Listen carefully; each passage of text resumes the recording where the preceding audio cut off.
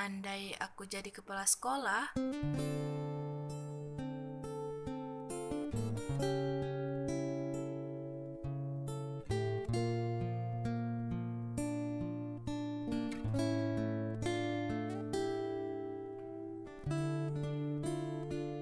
Assalamualaikum warahmatullahi wabarakatuh. Hai semuanya, saya Elia Agustini, mahasiswi UIN Raden Fatah Palembang, Fakultas Tarbiyah dan Keguruan, jurusan Pendidikan Agama Islam.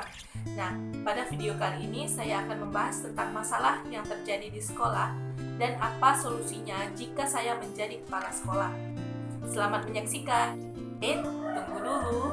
Sebelum kita membahas tentang masalah dan solusi, kita harus mengetahui dulu apa itu kepala sekolah, tugasnya, dan fungsi dari kepala sekolah tersebut. Baiklah, saya akan menjelaskan terlebih dahulu apa yang dimaksud dengan kepala sekolah, fungsi dari kepala sekolah, dan tugas kepala sekolah. Nah, benar sekali, kepala sekolah merupakan pimpinan dan manajer bagi suatu sekolah atau suatu lembaga yang disebut dengan sekolah, yang menentukan dinamika sekolah tersebut menuju gerbang kesuksesan dan kesejahteraan di segala bidang kehidupan. Nah, dan apa fungsinya? Fungsi dari kepala sekolah itu ada 7, yaitu sebagai 1, 2, 3, 4, 5, 6, dan 7. Dari fungsi-fungsi tersebut, kalian bisa memahami fungsi dari kepala sekolah. Ada yang tahu apa saja tugas pokok dari kepala sekolah?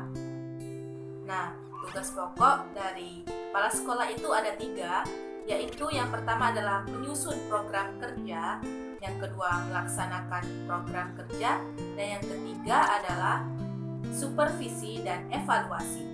Sudah selesai saya membahas tentang kepala sekolah. Sekarang saya akan membahas tentang masalah yang terjadi di sekolah. Dalam hal ini, saya memilih topik bullying. Banyak sekali fenomena atau kejadian yang terjadi di sekolah-sekolah Indonesia. Tindak bully ini terjadi.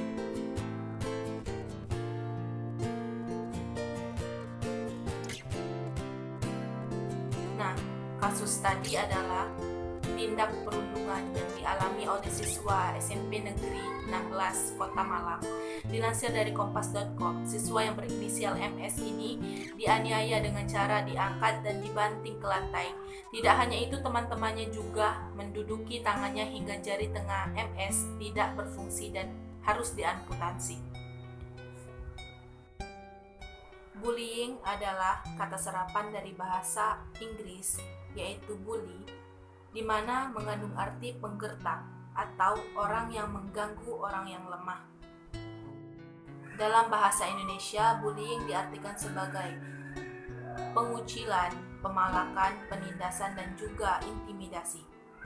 Bullying merupakan serangan berulang secara fisik, psikologis, sosial, ataupun verbal yang dilakukan dalam posisi kekuatan yang secara situasional didefinisikan untuk keuntungan atau kepuasan mereka sendiri.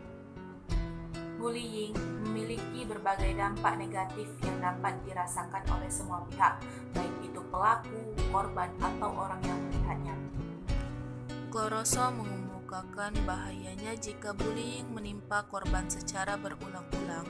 Korban akan merasa depresi dan marah, baik marah terhadap diri sendiri, orang lain, orang yang membuli, dan orang dewasa yang tidak mau menolongnya, yang kemudian akan mempengaruhi prestasi akademiknya. Dampak bagi pelaku bullying. Menurut Sanders, pelaku memiliki kepercayaan diri yang tinggi dengan harga yang tinggi pula, cenderung agresif, yang pro terhadap kekerasan.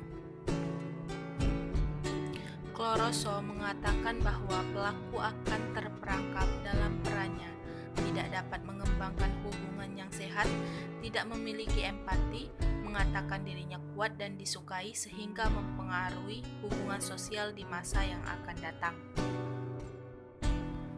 Dampak bagi siswa lain. Jika bullying dibiarkan, mereka akan berpendapat bahwa bullying adalah perilaku yang diterima secara sosial dan bahkan mereka akan bergabung untuk membuli. Nah, mengenai hal tersebut, maka saya sebagai kepala sekolah, apa yang harus saya lakukan? Berikut adalah yang saya lakukan. Yang pertama adalah membantu siswa dan siswi mengetahui dan memahami makna dari bullying. Yang kedua, memberi saran mengenai cara menghadapi bullying. Yang ketiga, membangun hubungan dan komunikasi dua arah dengan anak. Yang keempat, mendorong siswa agar tidak jadi saksi bisu terhadap kasus bullying. Yang kelima, membantu anak menemukan minat dan potensinya. Dan yang keenam,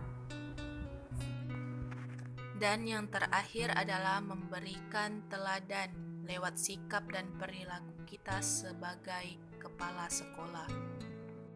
Nah, bagaimana? Apakah kalian sudah paham apa yang dimaksud dengan kepala sekolah, fungsi serta tugasnya? Maka dari itu, kita harus mengetahui juga makna dari bully dan juga dampak buruknya bagi kita. Ayo pemuda Indonesia, stop bullying. Sebagai pemuda dan pemudi Indonesia, kita harus berakhlak dan karimah agar pendidikan di Indonesia lebih maju lagi dan lebih berkualitas lagi. Terima kasih.